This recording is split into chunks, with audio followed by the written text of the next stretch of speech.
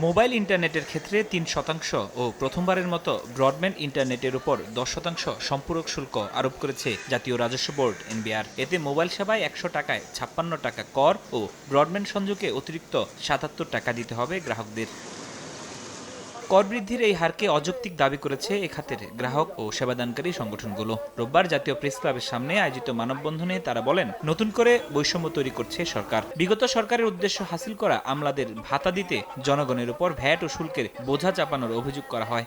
পৃথিবীর কোনো দেশে ইন্টারনেট বিলের এত বড় টাকা সরকারের পকেটে যায় না। যারা আসলে গত ১৫ বছর এই সরকারকে, স্বৈরাচারী সরকারকে টিকিয়ে রাখতে সহায়তা করেছিল, তাদের মহার্ঘ ভাতা দেওয়ার জন্য, তাদের সুযোগ সুবিধা দেওয়ার জন্য সরকার ১৪ কোটি মানুষের উপরে ট্যাক্স ধার্য করেছে। মানববন্ধনে বক্তারা বলেন, ভ্যাট বাড়ানোর বিষয়টি সরকার ও এনবিআর এর মধ্যে নতুন করে বিতর্ক তৈরি করবে।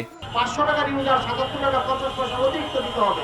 এই টাকাটা কোত্থেকে আসবে? সাধারণ জনগণ এখন এই মুহূর্তে চায় না যে কোনো নতুন করে ভ্যাট এবং ট্যাক্স ধার্য করা হোক। ভ্যাট বাড়ানোর সিদ্ধান্ত পরিবর্তন না করলে বৃহত্তর আন্দোলনেরও হুঁশিয়ার দেন গ্রাহক ও সেবাদানকারী সংগঠনগুলো। এই ধরনের অযাচিত এবং অদরকারি ভ্যাট ট্যাক্স প্রত্যাহার করবেন। ফরহাদুর রহমান, সময় সংবাদ, ঢাকা।